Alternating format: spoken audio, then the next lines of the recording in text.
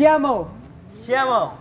Halo teman-teman. Kami dari tim pertolongan pertama SMA Negeri 1 Cilacap akan memperkenalkan diri terlebih dahulu. Saya Muhammad Rudi Budi Kusuma. Ada yang jatuh. Ada jatuh.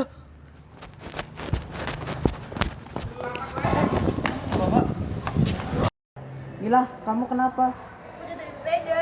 Ayo kita pindahin dulu.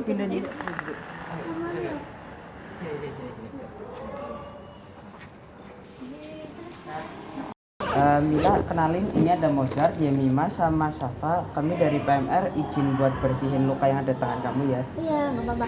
Begini ya kak. Iya. Kamu ada sakit di bagian yang lain nggak? Oh iya. Aduh, bau kiri itu sakit nih. Ada riwayat patah tulang nggak? Ada waktu SMP. Kenapa ya? Di bagian mananya? Di bagian bau kiri atas nih. Sakit. Kalau gitu kita sekalian bida ya, biar nggak tambah parah lukanya. Oh iya. Boleh? Di sini ya kak? Iya.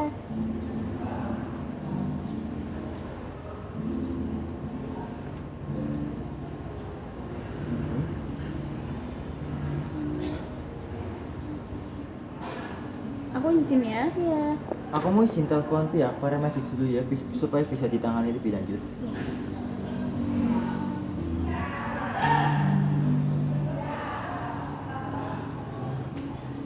Halo Pak, saya Rizky Basmala dari PMR SMA Negeri Cilacap. Izin menginfokan kalau di sekolah kami ada siswa yang mengalami kecelakaan. Beliau jatuh dari sepeda. Terus apa benda bau atas dia itu sakit karena ia pernah memiliki penyakit patah tulang, Pak. Apakah saya bisa minta dikirimkan pihak paramedis segera? Baik, saya tunggu ya, Pak. Terima kasih. Kamu nggak apa-apa? Ada yang sakit nggak? Penyit banget. Ini bagian sini sakit nggak? Sakit. Pat, kamu ambil itu apa mitela sama spalak sama tas PMR-nya. Mulai. Lagi wah.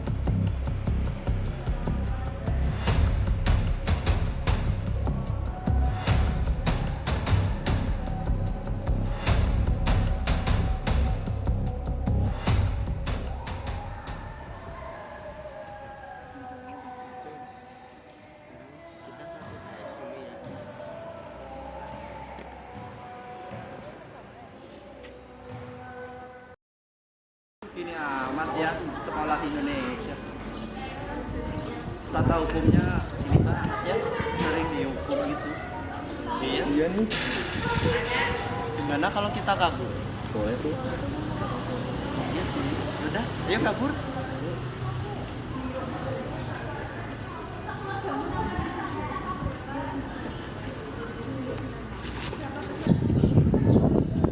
Kamu kenapa? Bangun.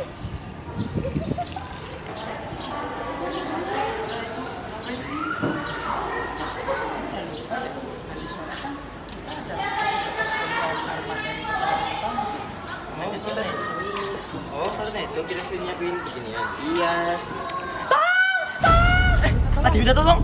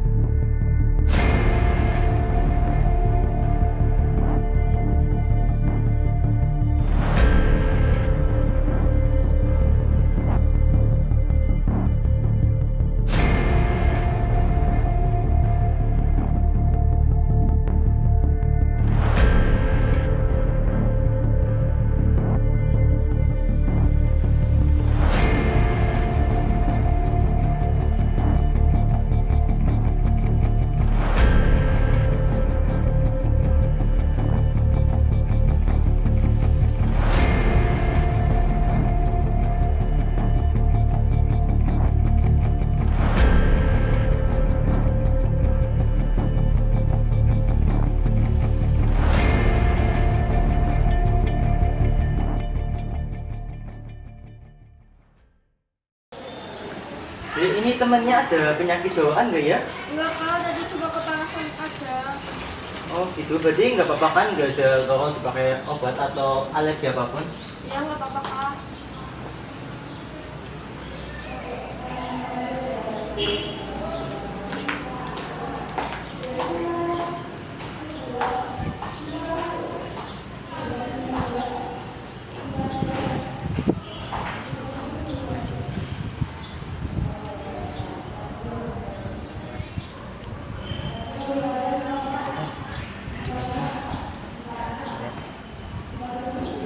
Nggak apa-apa, Dek.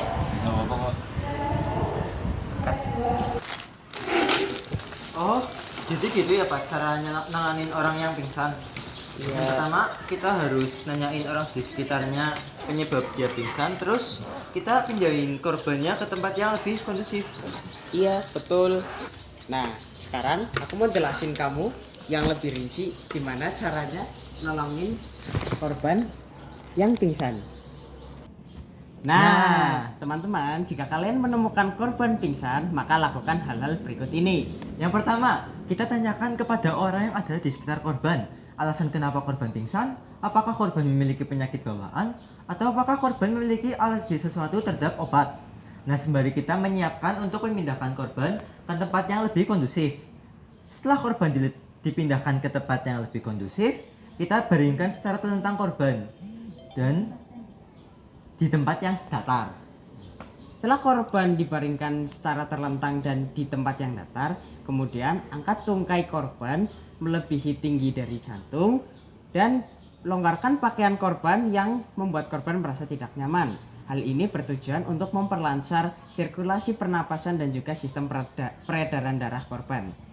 Kemudian, untuk membuat korban sadar lebih cepat, kita bisa lakukan hal berikut, yaitu teteskan sedikit alkohol medis ke kapas, kemudian dekatkan ke area hidung korban. Maka hal itu bisa membuat korban sadar lebih cepat. Nah, bila korban tidak kunjung sadar, periksa denyut nadi dan nafas korban pada kondisi stabil. Maaf ya aku telat. Soalnya habis ke eskul. Oh, kirain Bang Namarto. Ya nggak gitu juga sih. Udah sampai mana nih? Terus kita mulai dari sini sampai sini, terus kita di sini. Oh iya bisa kan di sini kita cari sini. Isunya merah, kamu kenapa? Iya. Kenapa Nis? Kenapa Nis? Kita ambil kapas. Itu dulu. Coba gini. Iya, apa?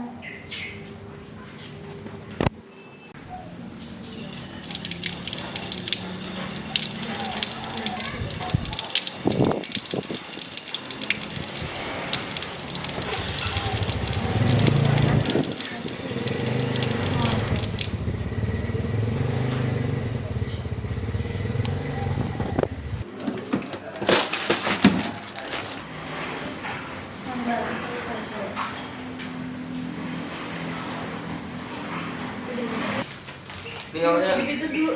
Masih ya? Hmm. Disembah dulu pakai kapas. Saya nggak itu sih. Itu lumayan tuh.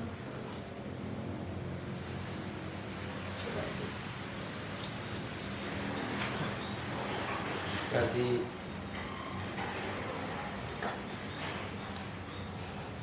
Bentar ya, aku ambil minum.